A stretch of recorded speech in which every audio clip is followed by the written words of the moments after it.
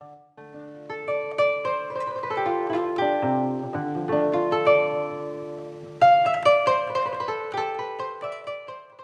2023, une évolution menée par le réseau santé au premier plan, RSPP, a révélé des besoins critiques en produits sanguins au centre de santé de référence CSRF de Yanfolila. Les principaux obstacles identifiés incluaient la rupture de stock de sang et des instants, le coût élevé des analyses biologiques systématiques d'une poche de sang sécurisée et les risques associés aux évacuations sanitaires. Le problème que rencontrait le CSRF de Yanfolila, comme tous les autres CSRF du Mali, c'était vraiment des ruptures souvent de sang. Qui dit sang, dit sauver des vies. Dans la politique nationale, le sang est gratuit. Mais on n'a pas de structure dédiée uniquement à la transfusion, comme à Bamako avec le CNTS, qui est très loin. Donc chaque CSRF s'est organisé à ce qu'on puisse faire une transfusion sécurisée. Donc ça veut dire qu'on doit avoir des donneurs de sang, que ce soit bénévoles ou bien des parents des malades, qui doivent venir, on va les tester, voir la compatibilité et voir aussi l'absence des maladies transmissibles pour donner du sang de qualité aux malades. Donc tout ceci requiert des coûts. Ce n'est pas les sangs qu'on vend, mais c'est les analyses que les accompagnants ou les donneurs, ceux qui ont besoin de sang payent. Le besoin aussi de donneurs aussi se pose souvent. Il y a des malades qui viennent, ils ont besoin de sang, mais on a des difficultés à trouver des donneurs. Oui, les donneurs sont là, mais les fonds, parce que ça requiert des coûts. Moi, je suis médecin chargé de la maternité, l'unité en tout cas qui consomme beaucoup de sang. Alors, pour ce qui est le cas précis de Yanfolila, c'est que nous avons traversé des périodes où vraiment, effectivement, on avait envoyé des cas de malades sinon au niveau de Bouné ou Bamako par manque de sang. Nous sommes à presque 300 km de Bamako.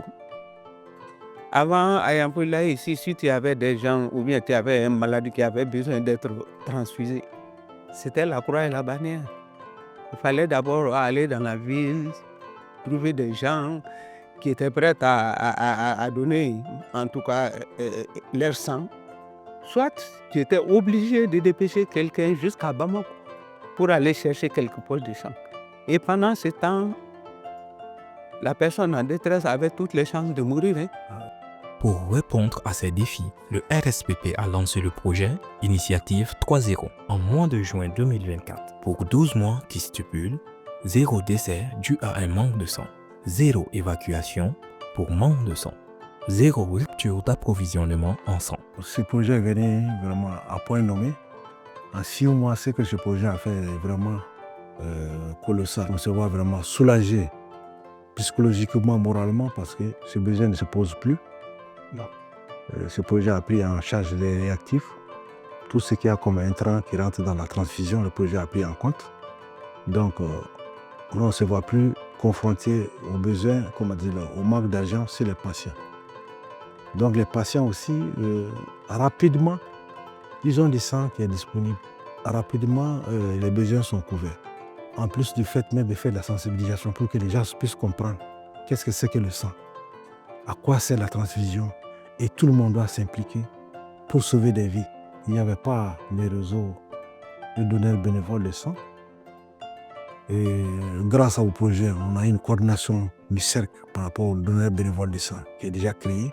On n'a pas eu de rupture ni en sang, ni en réactif, ni en autre intrant par rapport à la transfusion. Et le projet, lors de ces consultations gratuites aussi, donnait des informations par rapport à l'importance du sang, d'être bénévole en sauvant des vies. Toute l'équipe est vraiment contente à l'arrivée du projet. Parce que depuis que le projet est là, on n'est pas confronté à ce genre de problème. Si le patient n'est pas accompagné de donneurs, le projet même cherchait des donneurs pour le centre. Le problème de sous aussi n'est plus. Les transfuseurs ne sont pas payés. Donc tout le monde est à l'aise maintenant, faire 24 heures pour chercher une poche. À ma connaissance, non. Avec l'arrivée de ce partenaire qui nous appuie en technique de sang, c'est-à-dire qu'à la collecte de sang, nous n'avons pas quand même eu des cas de référence vers d'autres unités. Tous les cas, tous les besoins de sang ont été gérés sur place. Et en plus de ça, ce qui nous a encore beaucoup tiqué, c'est que le projet prend en charge et en tout cas le sang, mais le transfuseur est également fourni par le laboratoire qui donne en tout cas les sangs isogroupe avec le transfuseur dont le malade a besoin. Ça, c'est des cas qui nous a touchés. La santé de notre population en matière de sang s'améliore de plus en plus. Qu'est-ce qu'il y a de plus précieux dans ce monde que la vie? Moi, je ne trouve pas de mots, en tout cas, assez forts, en tout cas, pour qualifier cette initiative. Et je pense que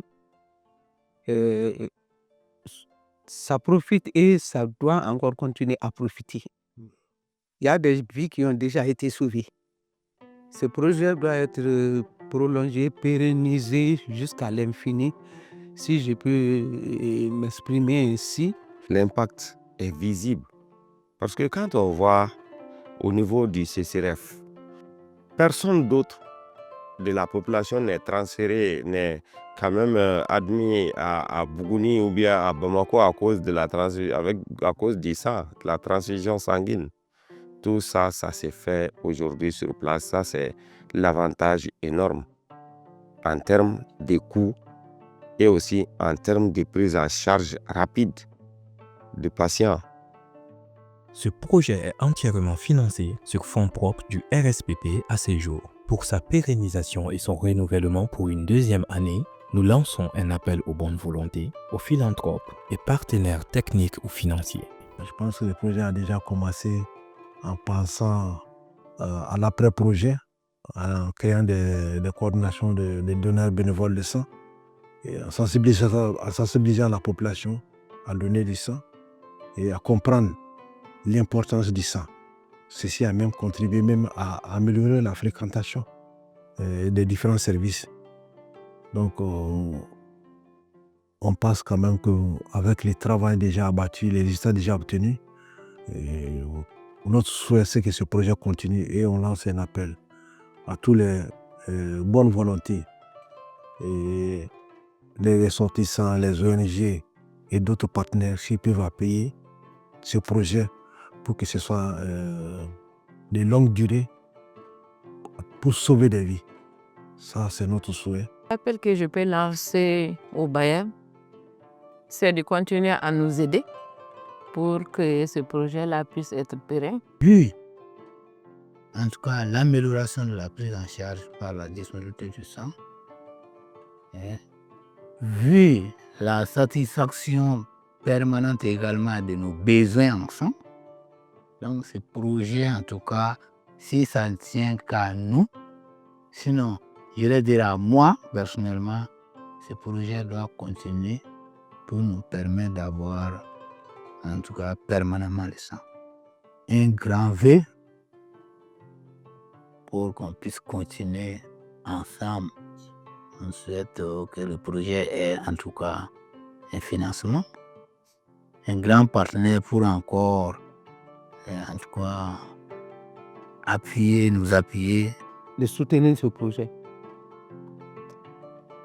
Pas peut-être pour soi aujourd'hui, mais demain, toi-même tu peux être confronté à ce problème ou bien un de tes proches peut être confronté à ce problème.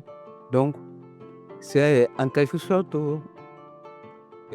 donner aujourd'hui pour préserver l'avenir. Que ce soit les Wassoulunké qui sont à Bamako ou bien de la diaspora, que ce soit ceux qui sont aujourd'hui sur la terre du Wassoulou, Nous devons tous nous mettre ensemble pour soutenir ce projet. L'appel pressant que j'ai à lancer à l'endroit des partenaires, c'est que les partenaires surtout qui évoluent dans le domaine de la santé, nous leur demandons quand même cette belle initiative de pouvoir l'encourager, de pouvoir la soutenir. Du début de ce projet à ce jour, nous avons recueilli beaucoup de témoignages par des bénéficiaires. Gaddega ko la sababu yana siya ina fɔ n'o ye denko ye jeliko problème ne ye n sɔrɔ n nana o de kama sani dɔgɔtɔrɔ kana jeli don na jɔrɔ ko n tun bɛ na o ye ni lakanalen ye ani den ta parce que ne jeliko problème ye sɔrɔ a bɛ se ka kɛ ne yɛrɛ ni ma to a la den ne bɛ to a la kɔni sani bi ka se ne ka ni sinamuso dɔ tun bɛ yen nɔ jeliko problème y'a sɔrɔ kɔnɔbaratigiya la a ko n'a nana jigi yan nɔ mɛ den bɔra mɛ ale yɛrɛ min tora n na waati ka sɔrɔ jeliko n'a jɔrɔ bɛ na kosɛbɛ ka tɛmɛ a dan kan mɛ n nana dɔgɔtɔrɔ y'a lajɛ min kɛ a ko ko n bɛ ka hami ka se yɔrɔ min bɛɛ la k'a tɛ dépasse la ko jeli bɛ don sa k'a bɛ nɔgɔya o kɛra ni lafiya yɔrɔ ye dɔɔni n na jeli sɔrɔ min kɛ a ye lafiya b'ale di n yɛrɛ ma parce que n farikolo n tun tɛ ka se n farikolo kɔrɔ ka ɲa fɛnɛ tagama tun ka gɛlɛn ma dɔɔni mɛ n ye jeli don min kɛ